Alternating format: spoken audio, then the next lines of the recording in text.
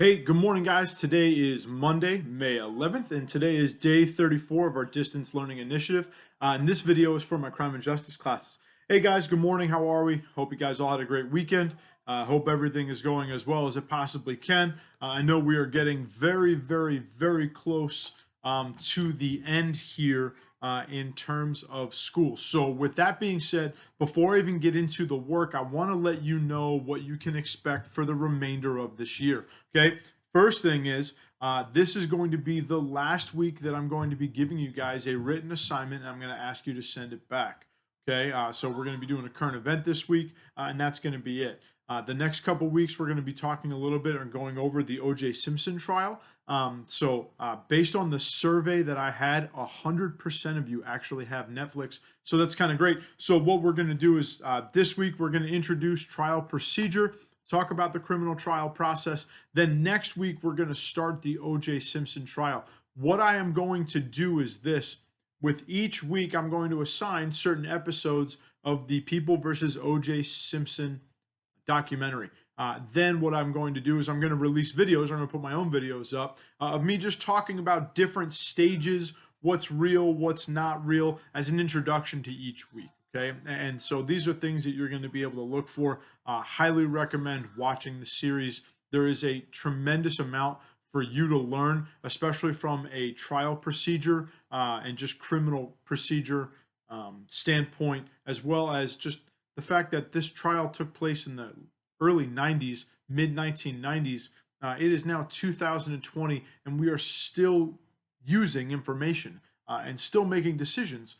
And a lot of policy and the way TV works and courtroom procedure, all of it, all the way down to jury selection, which is an important topic for this week, is all coming from the O.J. Simpson trial. So there's tons and tons for us to learn from it. It's a fascinating kind of examination or case study, if you will, and that's what we're going to be doing for the kind of the remainder of the week. So, with that being said, please, this is the last week of written work. Everything up until this point, I know you guys have been doing a lot, been helping me out. A majority of you have responded to my emails directly. So this is it. Now, from here on out, you're going to have all of that time to get the work that has been assigned done, completed, and turned in. So this way we can all pass and graduate and kind of get to the summer. All right. So what can you expect this week? Okay.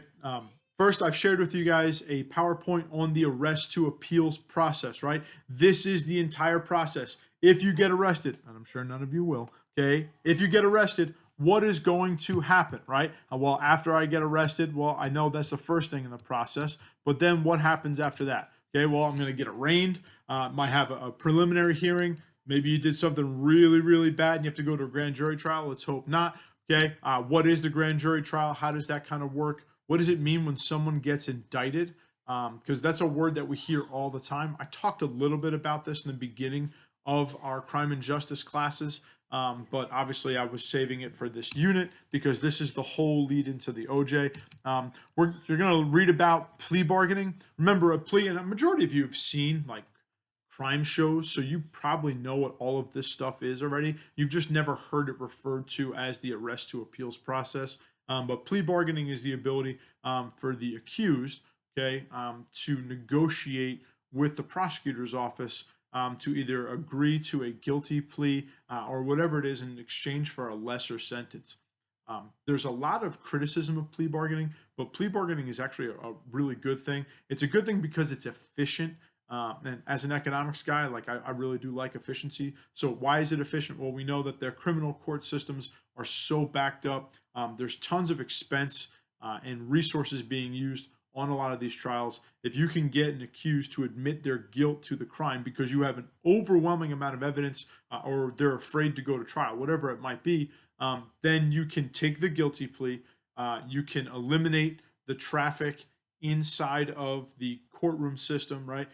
And you can reduce, okay, the cost of having these things. Now, the trade-off, if you will, is that some families of the victims of these crimes feel like they don't actually receive justice.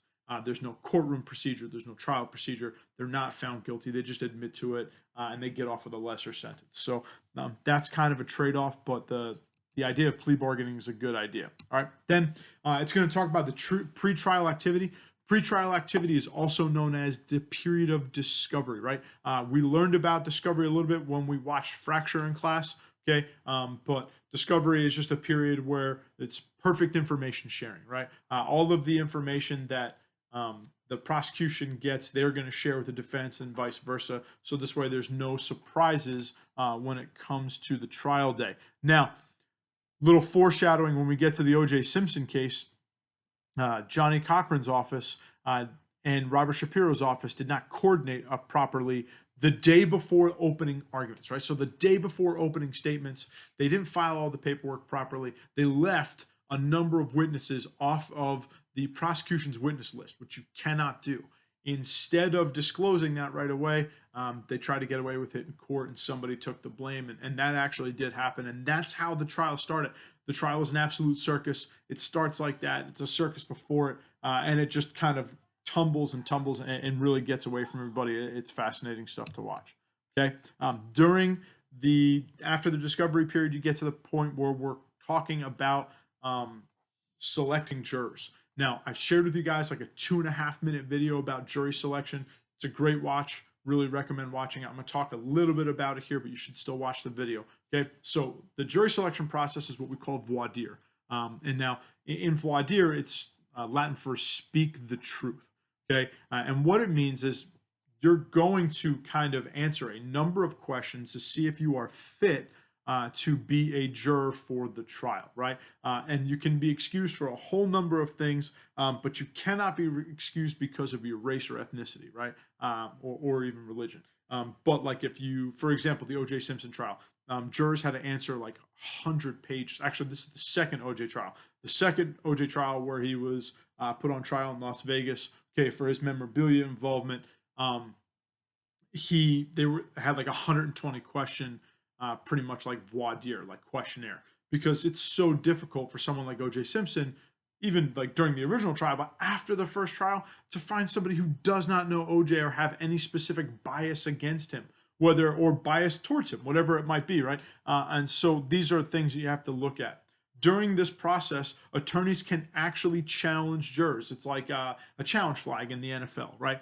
So they'll throw the flag, they're going to challenge a juror, they'll just have a juror removed because of the challenge. But there's only so many challenges that you can get, right? So at some point, you're going to be stuck with some jurors you don't like. In the O.J. Simpson trial, the jury selection process was so important. Both sides hired firms and consulting firms to try and identify the target juror they want. And then these firms, what they do, and this is real, this is something that happens all the time, these firms will actually create questions for jurors to answer to help them kind of profile the specific type of juror they want on the case, right?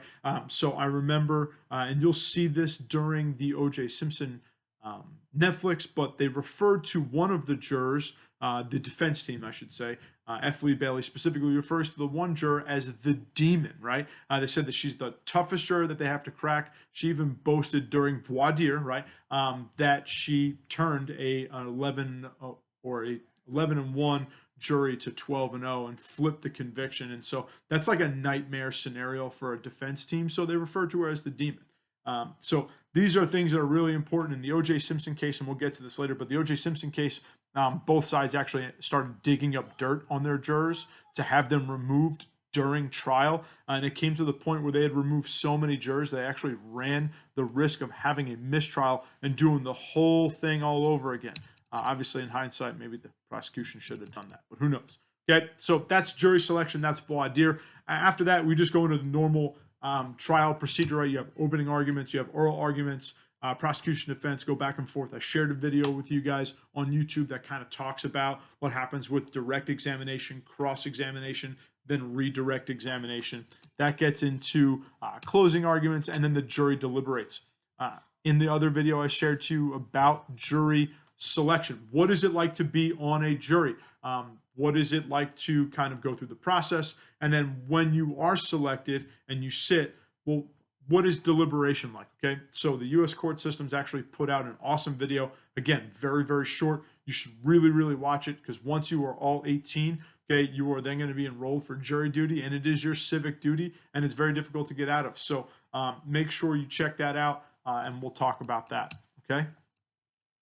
and that's it. And so after the jury deliberates, they deliver the verdict, and then at the end, and this is where the arrest is where we start, appeals is where we end.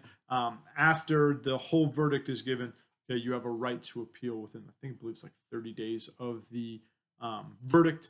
Okay, and usually when you do appeal a court case, you have a whole new set of what they call appellate lawyers. These are lawyers who are specifically focused, and all they do is appeals. They know the process inside and out, and so you would hire a whole separate set, okay, of lawyers when it comes to appealing.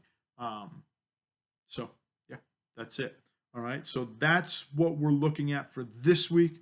Okay, you just have one last current event. That's all you guys got to do. Just do it, get it done, be done with the class, be done with all the requirements, at least for grades in this class, and then let's enjoy the next couple of weeks. We'll talk a lot about OJ, we'll learn from it, and that's how we'll wrap the course up.